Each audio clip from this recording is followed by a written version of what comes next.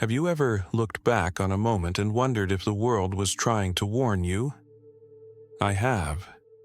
I've replayed that day in my mind 1,000 times, searching for signs. Maybe it was the way the trees leaned in, almost too close, or how the air felt heavy, as if the forest itself was holding its breath. I should have seen it coming. I should have known something wasn't right. Hi, I'm David. I'm a husband, a father, and, well, I guess you could say I'm the one who was supposed to keep my family safe. That day, I thought I was. We were just out for a hike. A simple, peaceful walk through the woods, nothing extraordinary. My wife, Sarah, was behind me, watching our 2 kids, Lily and Max, skip along the trail. Max was the adventurous one, always darting ahead, picking up sticks, and pretending to sword fight with invisible monsters. Lily was quieter, sticking close to her mom, clutching that ragged little stuffed bear she loved so much. Sarah smiled, but I could tell she was uneasy. She always worried, especially when it came to the kids. It was beautiful out there, the kind of beauty that makes you forget the world. The leaves were golden, the air crisp. We walked alongside a river that snaked through the forest, dark and still, like a strip of glass. It was one of those moments you think you'll treasure forever. But then Max ran ahead, his laughter echoing through the trees. He stopped at the riverbank, peering into the water. I called out to him, told him to be careful. And then, in an instant, he was gone. Stay with me. If you think that was the worst of it, you're wrong. That's just where it starts. One moment, Max was there, and the next, he wasn't. I saw him slip, his foot caught on a root or a rock, and tumble into the river. It didn't look deep, but the way he vanished beneath the surface, it was like the water swallowed him whole. Max! Sarah's scream ripped through the forest. Lily clung to her, frozen in place, her stuffed bear dangling limply in her hand. I didn't think. I just ran. My boots hit the slippery bank, and before I knew it, I was in the water. Cold, dark, the kind of cold that grips you, pulls at your chest, makes it hard to breathe. But I didn't care. Max was somewhere in there and I was going to find him. The current was stronger than it looked. The water tugged at me, dragging me downstream, but I kept fighting. I called his name over and over until my voice cracked, and then there he was. Max's head broke the surface a few yards away. He was coughing, gasping for air, paddling like his life depended on it. Relief surged through me. "I'm coming!" I shouted, pushing toward him. But something was wrong. His movements were jerky, his face pale, his eyes wide and unfocused. And then, just as I reached out to grab him, he drifted away too fast, almost as if something unseen was guiding him. I called for Sarah, for help, but when I looked back, Max was already pulling himself onto the bank, soaked but alive. I should have felt relief. I should have been thankful, but instead, a chill ran through me. Because something about the way he moved, the way he looked back at me, like he didn't even recognize me, it wasn't Max, not my Max, and I was still in the water, alone. When I finally dragged myself out of the river, coughing and shivering, Sarah was already with Max. She had her arms around him, but there was something off. Something in her face, fear, not relief. "David," she called out, her voice trembling. "Something's wrong." Max stood there, soaked to the bone but not shivering, not crying, just staring. His skin was pale, almost gray. And his eyes, they weren't Max's eyes. They were darker, emptier, like the light in him had gone out. "Hey, buddy," I said, kneeling in front of him, trying to sound calm. "You okay? Did you hit your head?" He didn't answer, just tilted his head slightly, watching me like I was a stranger. Then he smiled, a small, strange smile that made my stomach drop. Sarah reached for him again, smoothing his wet hair, but the second her hand touched his arm, she yelped and pulled back. She looked at her palm. It was red, as if she'd touched something burning. Grabbed her hand, panic rising. "What happened? Did he have something on him?" "No," she whispered, shaking her head, staring at Max like he wasn't our son.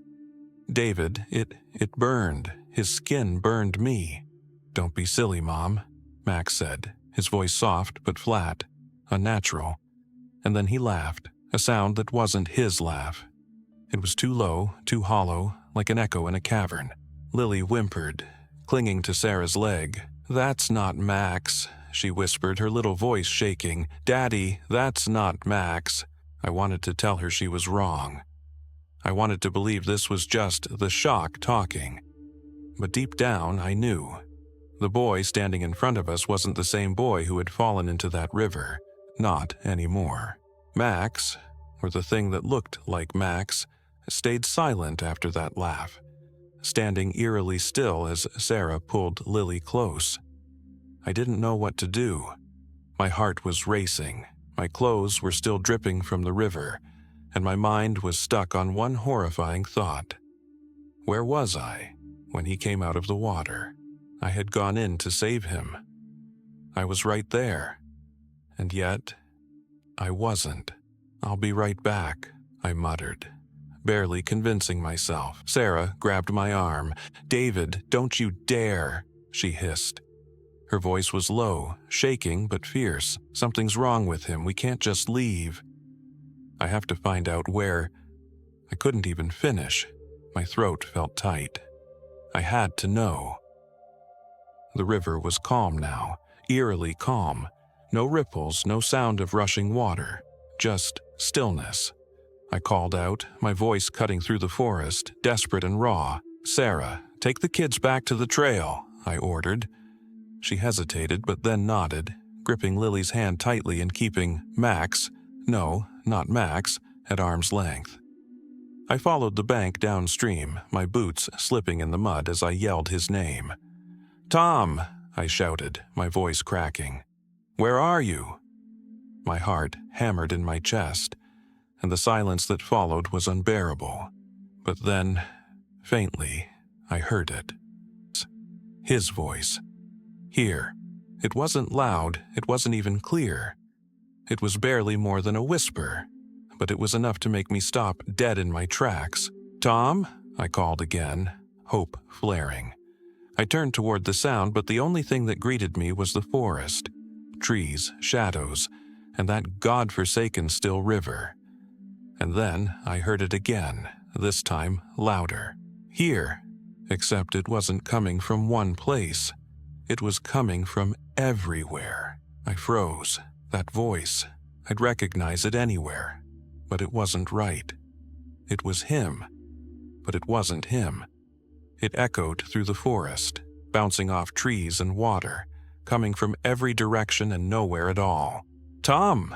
I screamed, spinning around, trying to pinpoint it. My voice broke. "Where are you?" "Here." It came again, louder, distorted. It sounded like he was choking on water, his words bubbling and warped. My chest tightened. Behind me, Sarah called out, panicked. "David, come back. Something's wrong with Max." I whipped around. The sight of her and the kids sent a fresh wave of terror through me. Lily was sobbing, clutching Sarah's arm, pointing at Max. He wasn't standing still anymore. He was walking toward the river, slowly, deliberately, his wet clothes clinging to him. "Max, stop!" I yelled, running back toward them. He didn't even flinch. His head turned slightly, just enough for me to see his face, and it stopped me in my tracks. His eyes, they were pitch black, like the river itself, and his mouth twisted into that same eerie smile. Sarah grabbed his arm to pull him back, but she shrieked in pain and let go, stumbling backward. Her hand was blistered, red and raw. Lily wailed, "He's not Max! Daddy, it's not Max!" Max's voice cut through her cries, low and unnatural. "Mom, I'm fine, Dad." He turned fully to face us now, his voice rising, mocking. "Why don't you come closer?" And then his smile widened, impossibly wide, splitting his face in a way no human could. "Max," I choked out. But deep down, I already knew the truth. This wasn't my son, this wasn't my Max, and whatever it wasn't finished with us. "Get back," I yelled, grabbing Sarah and Lily, pulling them away from the thing that wore my son's face. It didn't follow us. Not at first. It just stood there, head tilted, watching. Then it spoke again. But the voice wasn't Max's anymore. It wasn't even human. It was layered, deep, and hollow, like the sound of wind howling through a cavern. "You shouldn't have come here."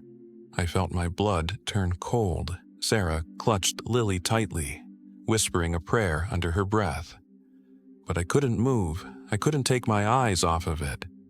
The thing took a step toward the river, its body twitching unnaturally. "You took him from me," it growled, the voice now splintering into echoes. "Now he's mine." "No!" I screamed, lunging forward. I didn't know what I was doing. What could I even do? But I wasn't going to let it take my son. That's when the water erupted. Something massive burst from the river. A shadowy figure drenched in water, its shape barely human. Its face, oh God, it was Tom. But he was twisted, covered in jagged wounds that glowed faintly in the dark. "Run!" he bellowed, his voice ragged and hoarse. "Get them out of here!" The creature wearing Max's body shrieked, a high-pitched, ear-splitting wail, and charged at Tom. I wanted to help him. I tried to move, but Sarah grabbed me, her eyes wide with terror. "David, please," she begged. "We have to go." Tom wrestled the creature, dragging it toward the river, his face a mix of pain and determination. "I'll fix this," he gasped. "I promise. Just go." The last thing I saw before Sarah pulled me away was Tom disappearing beneath the water, taking the monster with him. And then the forest fell too silent. We stumbled through the forest, Sarah holding Lily close, my mind spinning. The weight of what had just happened crushed me. My son, my wife's screams, Tom's final words, they all played on repeat, echoing like a nightmare I couldn't wake up from. The forest seemed endless. Every shadow felt alive, every sound made us jump. Finally, after what felt like hours, we broke through the tree line and found the trailhead where our car was parked. The sun was just starting to rise, casting the faintest light on the road ahead. We piled into the car, and Sarah drove. None of us spoke. What could we say? I looked at Lily in the rearview mirror. She held her bear, her face streaked with tires, and stared blankly out the window. I turned to Sarah. Her hands gripped the wheel so tightly that her knuckles were white. I wanted to say something, to reassure her, to promise that everything would be okay, but I couldn't. I didn't believe it myself, and Max, or whatever that thing was gone. But I couldn't shake the feeling that it wasn't over. Weeks passed. Search parties combed the river. They didn't find Tom, they didn't find Max. The authorities chalked it up to a tragic accident. No one believed our story. How could they?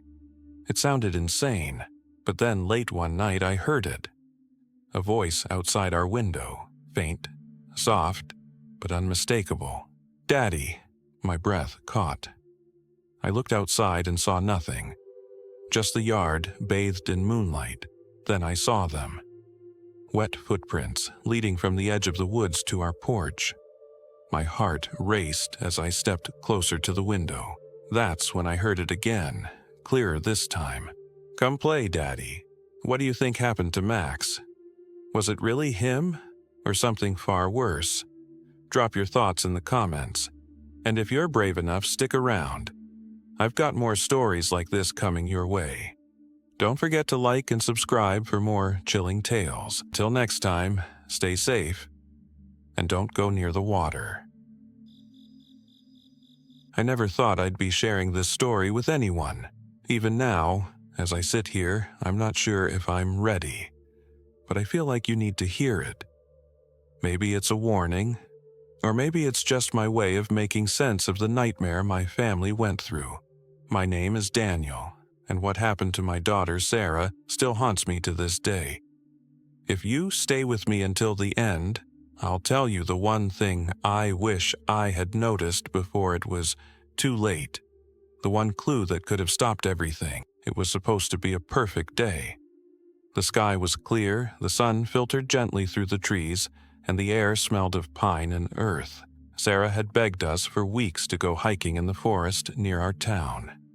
She was always curious, always exploring.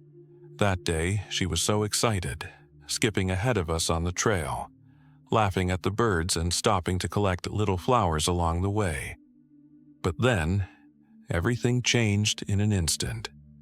One moment, Sarah was ahead of us, just a few steps away, her bright pink backpack bouncing as she moved. The next moment, she was gone. At first, I thought she'd wandered off the trail, maybe chasing a butterfly or spotting something interesting. I called her name. "Sarah!" My voice echoed through the trees. No response. We searched the area where she was last seen, expecting to hear her giggle or see her pop out from behind a tree. But there was nothing. No sound, no trace of her. The woods felt wrong. Like they had swallowed her whole. Minutes turned into hours. Panic set in. My wife, Emily, was frantic, her voice hoarse from shouting Sarah's name. My heart raced as I checked every bush, every rock, every possible hiding spot. It didn't make sense. How could she just vanish? By nightfall, we called the authorities. Flashlights cut through the growing darkness as search teams arrived, their voices filling the forest. I clung to hope, telling myself she'd be found, that she was just hiding or lost. But deep down, I couldn't shake the feeling that something was horribly, horribly wrong. And that's when the forest started to feel alive, like it was watching us. The search grew bigger the next day. Word spread quickly. Our daughter was missing. It seemed like the entire town showed up to help. People I didn't even know offered to search, bringing their dogs, flashlights, and equipment. Strangers hugged us, telling us they wouldn't stop until Sarah was found. Their kindness should have comforted me, but all I could feel was an emptiness that wouldn't go away. The forest was vast, dense, and unkind. The tall trees, once beautiful, now loomed over us like silent sentinels. Every crunch of leaves underfoot made me flinch. What if it was her? What if it wasn't? I tried to stay hopeful, but every passing hour chipped away at that hope. The search teams divided into groups, combing every inch of the forest. They shouted Sarah's name, but their voices grew weaker as time went on. Some people whispered about wild animals, others about sinkholes. I hated the way they talked, like she was already gone, like the forest had won. Emily and I couldn't rest. Sleep was out of the question. Every time I closed my eyes, I imagined Sarah alone in the dark, crying for help. My mind tortured me with worst-case scenarios. I kept replaying those final moments. Her little backpack bouncing, her laugh ringing in the air, trying to remember something, anything, that I might have missed. By the third day, the search party began to dwindle. People had jobs, lives, responsibilities. I understood, but it didn't make it hurt any less. The forest was unforgiving, and it seemed determined to keep its secrets. The sheriff pulled me aside at one point, his voice low and hesitant. "Sometimes people get lost out there, Daniel. Sometimes they just don't come back." I hated him for saying that. I hated the forest for taking her. I hated myself for not protecting her. But most of all, I hated the feeling that the sheriff might be right. Emily refused to stop searching. She told me that no matter how many people left, we wouldn't give up. "She's out there, Daniel," she said, her voice trembling but firm. "I can feel it. She's waiting for us." And so we kept searching, just the two of us. But what we didn't know, what we couldn't have known, was that Sarah wasn't waiting, not anymore. It was the 5th day when we found it, the cave. By then, the forest had drained us of everything, energy, hope, even the will to speak. Emily and I walked in silence, our footsteps crunching against the dried leaves. I carried a flashlight, though the sun still filtered through the trees. We'd combed this area before, or so we thought. But this time, something felt different. The air grew colder as we walked, and the once familiar sound of birds and rustling leaves had vanished. Emily noticed it first. "Do you hear that?" she asked, her voice a whisper. I stopped and listened, straining against the heavy silence. At first, I heard nothing. Then, faintly, there was a hum. A low, unnatural vibration that seemed to come from the ground itself. It wasn't loud, but it crawled under my skin, making my chest tighten. We followed the sound, weaving through trees until we saw it. The cave's entrance was small, almost hidden by a curtain of vines. It looked ancient, the kind of place no one would venture into willingly. The hum grew louder as we approached, and the air seemed thicker, harder to breathe. Something about the cave felt alive, like it had been waiting for us. Emily clutched my arm. "She's in there," she said, her voice trembling but certain. I wanted to believe her, but every instinct screamed at me to turn back. Still, we pressed on. What else could we do? She was our daughter. If there was even a chance, we had to take it. The inside of the cave was cold and damp, the walls slick with moss. My flashlight beam cut through the darkness, revealing jagged rocks and strange patterns etched into the stone. At first, I thought they were natural formations, but the longer I looked, the less natural they seemed. Swirls, symbols, lines that didn't belong. They covered the walls, almost glowing under the flashlight's glare. Then, we saw her. Sarah was sitting in the center of the cave, her back to us. Her pink backpack was gone, replaced by a tattered dress that hung loosely from her small frame. Her hair was matted, her shoulders hunched, but she was smiling. Even from behind, I could see the curve of her cheeks, the unsettling stillness of her posture. "Sarah!" Emily cried, rushing forward. I grabbed her arm to stop her, but it was too late. My flashlight shook in my hand as I stepped closer, the beam illuminating Sarah's face. That smile. It wasn't right. It was too wide, too fixed, like it had been carved into her. And God, her eyes, they were completely white, as if the life in them had been drained, leaving only an empty, glowing void. She didn't blink. She didn't flinch. She just sat there, smiling, as if nothing was wrong. But everything was wrong. Emily fell to her knees, sobbing, reaching out to touch her. "Sarah, it's Mommy," she whispered. "We're here. We found you." But Sarah didn't respond. She didn't move. She just kept smiling, her blank eyes staring past us, through us, into something we couldn't see. And then she spoke. Her voice was faint, almost a whisper, but it echoed through the cave like a scream. "You shouldn't have come." For a moment, the cave was silent again, save for the shallow sound of Emily's breathing. I couldn't move. I couldn't speak. My mind clung to Sarah's words like jagged glass, cutting deeper the more I tried to make sense of them. "You shouldn't have come." What did she mean? Why would she say that? Emily was still kneeling, her hands trembling as she reached out to touch Sarah's face. I wanted to stop her, to pull her back, but my body felt frozen, anchored by fear.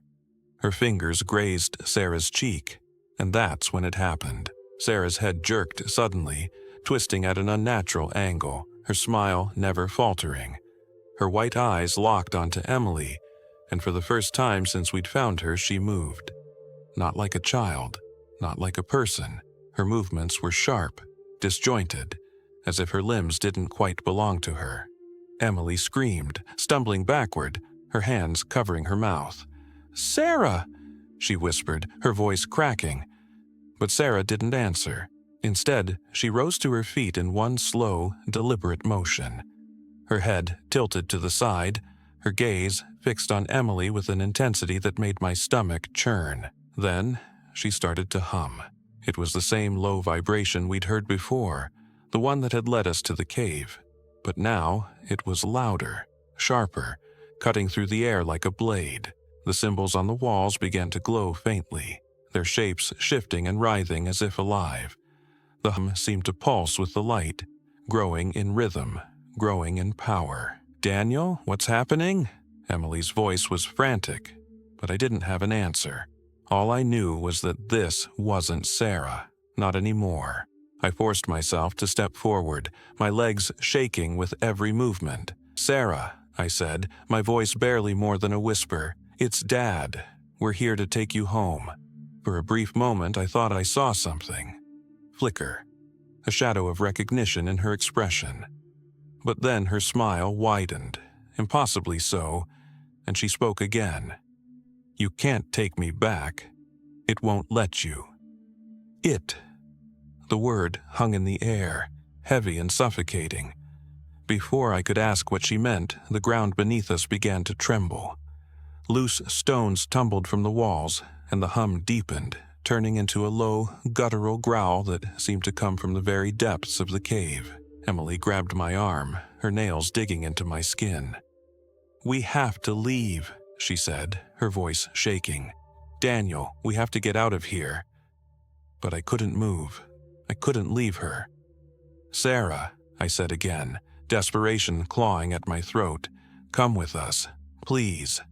Her head tilted further, almost unnaturally so, as if considering my words, and then she laughed.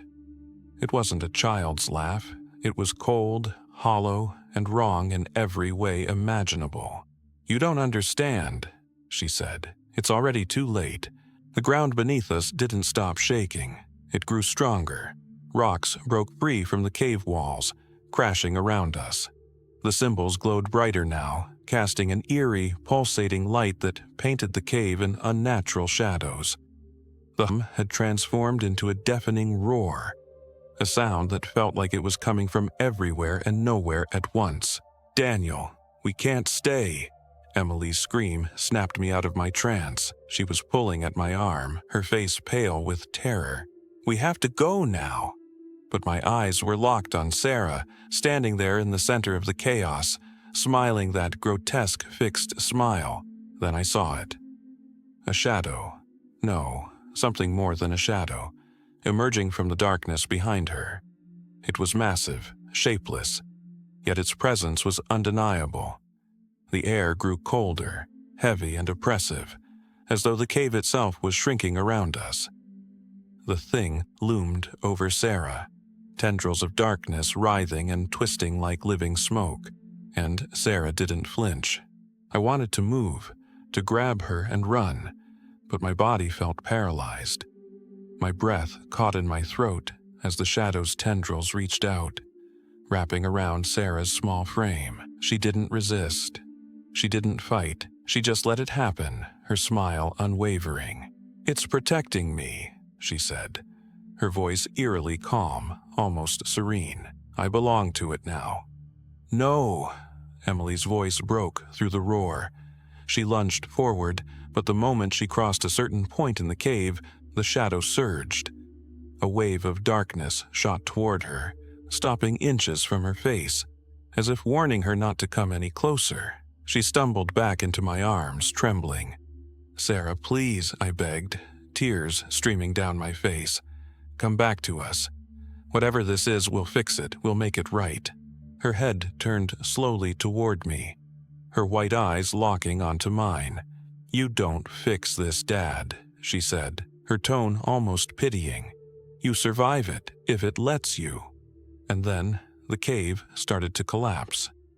The tremors grew violent, sending us both sprawling to the ground. Dust and debris filled the air, choking us as we scrambled to our feet. The shadow began to recede, pulling Sarah deeper into the cave. Her smile was the last thing I saw before she disappeared into the darkness. "Sarah!" Emily screamed, but I knew it was too late. The cave was falling apart around us, and the shadow, whatever it was, had no intention of letting us follow. I grabbed Emily's hand, dragging her toward the entrance. The walls were caving in, stones crashing down just inches from us. The hum was unbearable now, vibrating through my bones, through my skull, threatening to split me apart. Somehow, we made it out.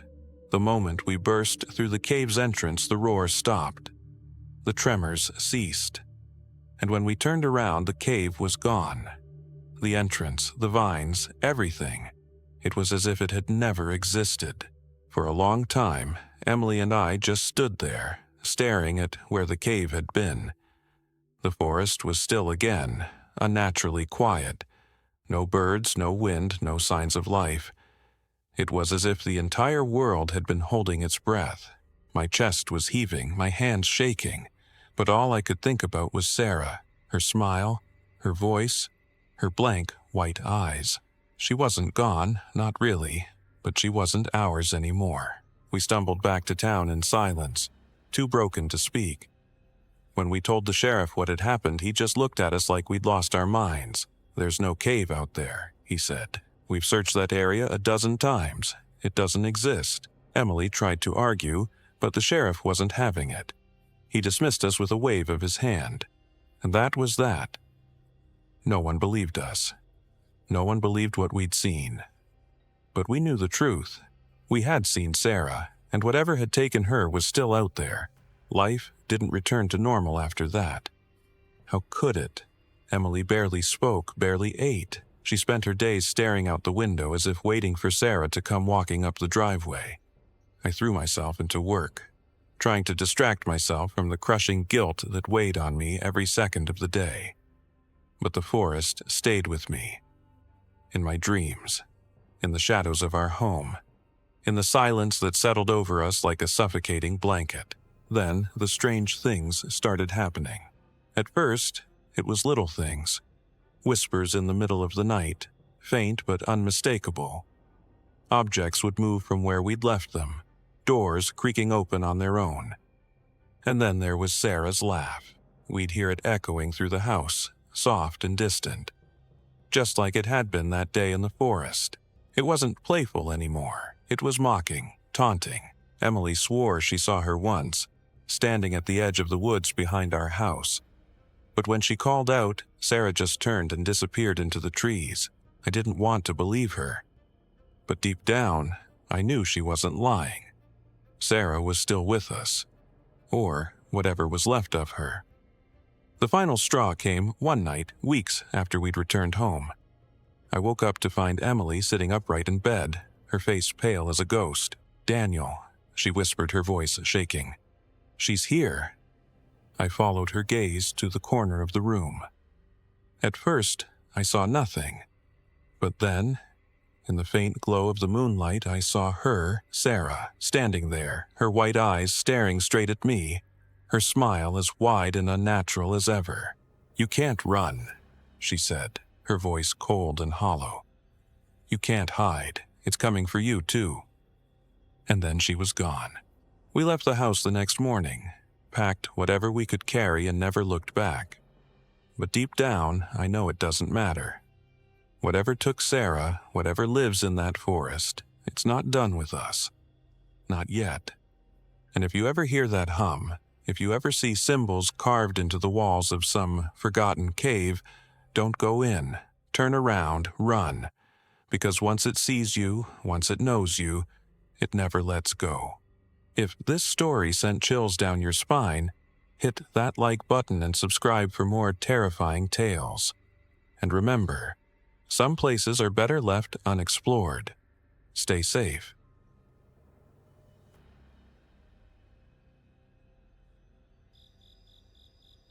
I still remember the day I went on that hike, every detail of it, as if it happened yesterday. My name's Jake. And if there's one thing you should know about me, it's that I've always loved the outdoors. There's something magical about hiking alone, surrounded by nothing but the sound of rustling leaves and the earthy scent of the forest. It's where I feel most alive, most at peace. But this story isn't about peace. It's about the day I learned the forest has its secrets, secrets that shouldn't be disturbed. That morning, everything seemed perfect. The sky was painted with shades of orange and pink as the sun climbed up. I packed my essentials, water, snacks, and a trusty map. The forest I chose was new to me, less popular, off the beaten path. That's what I liked about it. No crowds, no noise, just pure wilderness. Or so I thought. As I stepped into the forest, I couldn't help but feel a sense of awe. The tall trees stretched endlessly toward the sky, their branches creating a canopy that filtered the sunlight into soft, golden beams. Birds chirped in the distance, and the cool morning breeze made everything feel alive. It was the perfect escape, or so I told myself. But here's the thing about forests like these. They don't give away everything at once. They lure you in with beauty, distract you with peace, and then, when you least expect it, they reveal their true nature. If you stick around until the end of this story, I'll share the one moment that changed everything for me. A moment that still keeps me awake at night. Want to know what happened? Let's go. The moment I stepped deeper into the forest, I felt like I'd entered another world. The air was cooler, crisper, carrying that faint scent of damp moss and wildflowers. The birds were still singing, their melodies weaving together into something almost hypnotic. Every step I took felt like I was being welcomed, like the forest wanted me there. At first, everything seemed perfect. The path was easy to follow, marked by occasional footprints and the soft crunch of fallen leaves underfoot. I even spotted a deer grazing in the distance, its ears twitching before it bounded away at the sound of my steps. I remember smiling, thinking, this is going to be one of those hikes I'll never forget. And I was right, just not in the way I hoped. About an hour in, something shifted. The path started to narrow, the tall trees crowding closer together. The chirping of birds, which had been constant, suddenly stopped. The silence hit me all at once, like someone had flipped a switch. For a moment, I stood there, listening, waiting for the sounds to return. But they didn't. The only thing I could hear was my own breathing, and it sounded far too loud. I told myself it was nothing, just the forest playing its tricks. Nature has a way of doing that. I even laughed a little, trying to shake the feeling off. But as I moved forward, I couldn't help but feel watched. It was subtle at first, a prickling sensation at the back of my neck. I stopped again, turned around and scanned the trees. There was nothing there, or at least nothing I could see. That was the first moment I felt uneasy. And trust me, it wouldn't be the last. The further I walked, the stranger things became. The forest, once so inviting, now felt different. The sunlight that had filtered through the canopy earlier was dimming, even though it was still mid-morning. Shadows stretched across the path, and the air felt heavy, like I was walking into a place I wasn't supposed to be. That's when I noticed it. A faint smell I couldn't quite place. It wasn't the sweet, earthy scent of the forest anymore. This was sharper, almost metallic. I stopped in my tracks, scanning the ground around me. A few feet off the trail, something caught my eye. It looked like a pile of leaves at first, but there was something about the way they were arranged, almost too deliberate, like someone had placed them there on purpose. Curiosity got the better of me. I stepped closer, brushing the leaves aside with my boot. Beneath them was a compass. It looked old, rusted around the edges, and the needle spun wildly, refusing to settle. My first thought was that someone had dropped it. Maybe a hiker who'd passed through before me. But then I noticed the markings carved into the compass's back, lines and symbols I didn't recognize. I picked it up, turning it over in my hand, and that's when I felt it again. That prickling sensation, like I was being watched. I froze, my eyes darting around the trees. Nothing moved, not even the leaves in the breeze. It was as if the forest was holding its breath, waiting for something. I should have left the compass there. I should have turned back, but I didn't. Instead, I slipped it into my pocket and kept walking, ignoring the unease that was growing in my chest. That was my second mistake. It wasn't long after I found the compass that I realized something was wrong. The trail I had been following so confidently seemed to vanish beneath my feet. One moment, I was on a clear path, and the next, I was surrounded by dense trees, with no sign of where I'd come from or where I was supposed to go. I stopped, trying to calm myself. "Don't panic," I told myself. "You've been hiking before. This happens. Just retrace your steps." But when I turned around, everything looked different. The trees seemed taller, their trunks darker and gnarled. There were no footprints, no broken branches to mark my way back. I pulled out the map I'd brought and unfolded it, my hands trembling slightly. According to the map, the trail should have been right there in front of me, but all I could see were trees stretching endlessly in every direction. That's when I decided to use the compass. Maybe it could help me find my bearings, but the compass wasn't any use. The needle spun wildly, as if it were confused, unable to decide which direction was north. My stomach sank. I tried to laugh it off, thinking it was just broken, but deep down, I knew this was no ordinary malfunction. It felt intentional. The forest grew quieter with every passing minute. The silence was unbearable, pressing in on me from all sides. I shouted, "Hello," hoping to hear an echo or maybe another hiker, but my voice sounded small, swallowed up by the trees. The unease that had been growing inside me turned into something heavier. Fear. I felt like I didn't belong there. The forest was alive, watching me, and it wanted me to know that I was lost for a reason. I don't know how long I wandered through the trees, but the fear grew with every step. The air felt colder now, biting against my skin despite the layers I was wearing. Every time I thought I heard something, a rustling leaf, a snapping branch, I'd stop and turn, but there was never anything there. At one point, I came across a clearing. It felt wrong. The ground was bare, as if nothing had grown there for years. The trees surrounding it were darker than the others, their twisted branches reaching out like claws. In the center was something I'll never forget. A circle of stones, perfectly arranged. They were smooth, unnaturally so, and each one had a symbol carved into it, similar to the ones I'd seen on the back of the compass. I didn't want to go near it, but something drew me in. I didn't have a choice. I knelt down, staring at the symbols, trying to make sense of them. That's when I heard it, the sound of footsteps. They were slow, deliberate, and far too close for comfort. My heart stopped. I didn't even have the courage to turn around at first. The steps grew louder, crunching the dead leaves behind me. Finally, I forced myself to look. What I saw, it wasn't human.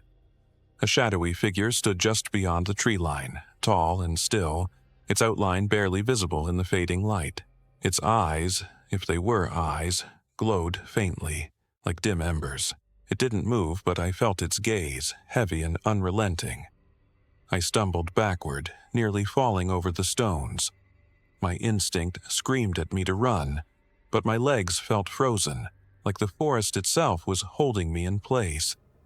And then, it took a step forward. Panic surged through me as the figure stepped closer, its movement slow but deliberate. It didn't feel like it was in a hurry. It didn't need to be. My chest tightened, and I could barely breathe. Every instinct in me screamed to move, to run, but my legs felt rooted to the ground, like the forest had come alive to trap me. The shadow was clearer now, just a few feet away. It wasn't entirely solid. Its edges shimmered and shifted, as if it were made of smoke. But its eyes, those faint glowing embers, locked onto mine, and I felt like it could see every thought, every fear I'd ever had. It raised one arm, or what looked like an arm, and pointed directly at me. That was the moment my paralysis broke. I turned and ran, not caring which direction I went, just desperate to put as much distance as possible between me and that thing. The trees seemed to close in, their branches clawing at my clothes and face. The forest, once quiet, now roared with sound. Branches snapping, leaves rustling, and a low, guttural noise that I couldn't identify. I tripped over a root and fell hard, the compass tumbling out of my pocket. As I scrambled to my feet, I saw it again, standing just at the edge of my vision, the faint glow of its eyes cutting through the shadows. This time, I didn't stop. I grabbed the compass and ran harder, my lungs burning, my legs shaking. I don't know how I found my way out. It felt impossible, like the forest was twisting and turning to keep me inside. But then, through the trees, I saw sunlight, a break in the darkness. I sprinted toward it, not looking back until I stumbled out onto the road.